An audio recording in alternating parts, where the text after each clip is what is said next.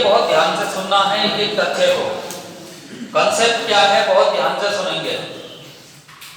और ये मैं दावे से कह सकता हूं स्टूडेंट, अगर इस कंसेप्ट को आपने पूरी तरीके से सुन लिया तो बहुत सारे क्वेश्चन हिस्ट्री के ऐसे हैं जो आप क्लियर करने वाले हैं यहीं से, और एक के बाद एक बेहतर क्वेश्चन। प्रश्न हमारा ये है, शाहजहां के शासनकाल को मुगल स्थापत्य का स्वर्णकाल क्यों कहा जाता है? शाहजहां के शासनकाल को मुगल स्थापत्य का स्वर्णकाल क्यों कहा जाता है? तो सबसे पहले तो आप याद रखें, इसको इसलिए कहा जाता है, पहले तो शाहजहां की खुद स्थापत्य में रुचि थी, क्योंकि मोस्टली ये काम जब ही होते हैं जब शासक खुद भी उसमें रुचि रखता हो। क्लियर? तो एक तो शाहजहां खुद ऐसे शासक थे मुगल वंश के जो स्थापत्य में रुचि थी उनकी खुद। फिर उनके समय में जो स्थापत्य कार्य हुआ, स्थापत्य का जो भी कार्य हुआ, उनमें कुछ सर्वश्रेष्ठ इमारतों का निर्माण हुआ, जैसे कि दिल्ली का लाल किला, जैसे कि दिल्ली की जामा मस्जिद, जैसे कि आगरे का ताजमहल। इसके अलावा भी कुछ अन्य महत्वपूर्ण इमारतों का निर्माण हुआ। इसी कारण भी मुगल शासक शाहजहां के शासनकाल को स्थापत्य का स्वर्णकाल कहा जाता है। दूसरा रीजन क्या है? दूसरा भी पॉइंट समझें। पिट्रा ड्यूरा शैली, बहुत ध्यान से सुनना है। पिट्रा ड्यूरा शैली यानी कि सजावट कह सकते हैं एक प्रकार से। क्लियर? यानी कि स्थापत्य में सजावट, ऐसा समझिए, यानी कि स्थापत्य के दौरान सजावट। देखिए यहां से आप दो फैक्ट हमेशा याद रखें। पिट्रा ड्यूरा शैली का प्रयोग सबसे पहले अगर किसी के शासनकाल में हुआ तो वो जहांगीर के शासनकाल में हुआ, ये आपको याद रखना चाहिए। कई बार पूछा जाएगा पिट्रा ड्यूरा शैली का प्रयोग सबसे पहले किस मुगल शासक के शासनकाल में हुआ? तो सबसे पहले जहांगीर के शासनकाल में हुआ, और जब एतमाद-उद-दौला के मकबरे में हुआ। क्लियर? लेकिन पिट्रा ड्यूरा शैली का अगर सबसे ज्यादा विकास या पूर्ण विकास अगर किसी शासक के समय में हुआ तो वो स्टूडेंट शाहजहां के शासनकाल में हुआ, शाहजहां के शासक के कार्यकाल में हुआ। इसीलिए शाहजहां के शासनकाल को मुगल स्थापत्य का स्वर्णकाल भी कहा जाता है। यहां तक मेरी बात बिल्कुल स्पष्ट हो गई होगी, ये चीज क्लियर हो गई होगी कि क्यों कहा जाता है स्थापत्य का स्वर्णकाल। इसके अलावा ध्यान देंगे, अगर मैं ताजमहल की बात करता हूं, बहुत ध्यान से सुनना है। उत्तर प्रदेश स्पेशली है, यहां से कई बार क्वेश्चन परीक्षा में पूछे भी गए हैं, बहुत ध्यान से सुनना।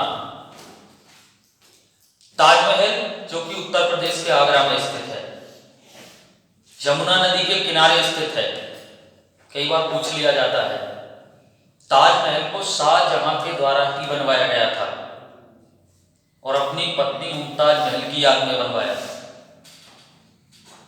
ताजमहल का निर्माण कार्य 1631 में प्रारंभ हुआ स्टूडेंट, ध्यान से सुनना है, और इसका निर्माण कार्य जो पूरा हुआ था 1653 में हुआ था। ताजमहल को बनने में 22 वर्ष का समय लगा। ताजमहल को बनने में अगर 22 वर्ष का समय लगा तो याद रखना है 20,000 मजदूरों ने ताजमहल के बनने में कार्य भी किया। कई बार हो सकता है प्रश्न बन जाएगा। ताजमहल के जो मुख्य वास्तुकार थे उस्ताद अहमद लाहौरी और उस्ताद ईसा, इसके प्रमुख वास्तुकार थे, यानी कि जिन्होंने प्रारूप बनाया था। बहुत अच्छी तरीके से सुनना। क्लियर? लेकिन ये बात आपको याद रखनी है कि ताजमहल पर जो सुलेख लिखे हुए हैं, ताजमहल पर जो सुलेख लिखे हुए हैं, सुलेख वो किसके द्वारा लिखे गए? कई बार ये पूछेगा एग्जाम में। ऐमान खां सिराजी, माइंड में एकदम बैठा लें, ये कभी परीक्षा में पूछा जाएगा कि ताजमहल पर जो सुलेख लिखे हुए हैं, आपने देखे होंगे, कभी गए होंगे, तो वो किसके द्वारा लिखे गए हैं? ऐमान खां सिराजी के द्वारा। कई बार पूछा जाएगा। ताजमहल की जो गुंबद है, आप जानते हो ऊपर वाली गुंबद, ताजमहल की गुंबद का निर्माण जो किया है वो इस्माइल खां के द्वारा किया गया है। कई बार पूछा जाएगा कि ताजमहल की गुंबद का निर्माण किसके द्वारा किया गया? इस्माइल खां के द्वारा। अच्छी तरीके से याद रखें। ताजमहल में जो जड़ाई का कार्य किया है, बहुत अच्छा क्वेश्चन हो सकता है। ताजमहल में जो जड़ाई का कार्य किया है वो कन्नौज के एक मोहनलाल के द्वारा किया गया है। ऐसा ही है, कन्नौज के एक मोहनलाल के द्वारा किया गया। ये क्वेश्चन परीक्षा में कभी भी बन सकता है, क्योंकि यूपी विशेष भी है कि ताजमहल पर जो जड़ाई का कार्य किया गया है वो किसके द्वारा किया गया है? मोहनलाल के द्वारा, जो कि कन्नौज के रहने वाले थे। क्लियर? ताजमहल में चूंकि संगमरमर से बनी इमारत है, तो ये बात आपको क्लियर हो जानी चाहिए कि ताजमहल में जो संगमरमर लगा है वो जोधपुर के मकराना का लगा है। कई बार पूछा जा सकता है कि जो ताजमहल था उसमें जो संगमरमर का प्रयोग हुआ वह संगमरमर कहां से लाया गया? जोधपुर के मकराना से लाया गया। कई बार पूछ लिया जाएगा, इसे अच्छी तरीके से याद रखेंगे। ताजमहल में ही आपका शाहजहां, जिसने खुद ताजमहल बनवाया, और इनकी पत्नी मुमताज महल की समाधियां हैं। ताजमहल में ही एक तो मुमताज महल जो उनकी पत्नी थी, और एक खुद शाहजहां, उनकी समाधियां भी हैं। ये भी आपको याद रखना। ताजमहल की जो ऊंचाई है वो 73 मीटर है। बहुत अच्छी तरीके से याद रखना, कई बार पूछी जा सकती है। ताजमहल की ऊंचाई कितनी है? 73 मीटर। क्लियर? तो ताजमहल से संबंधित फैक्ट आपके क्लियर होने चाहिए। साथ ही साथ कुछ मैं अन्य महत्वपूर्ण, बहुत अति महत्वपूर्ण प्रश्नों को इसी से लिंक करने वाला हूं इस क्लास के माध्यम से, तो जरा ध्यान से सुनेंगे। काला ताजमहल, दूसरा ताजमहल, ताजमहल की नकल या फिर दक्षिण का ताजमहल किसको कहा जाता है? कई बार यह भी पूछा जाएगा।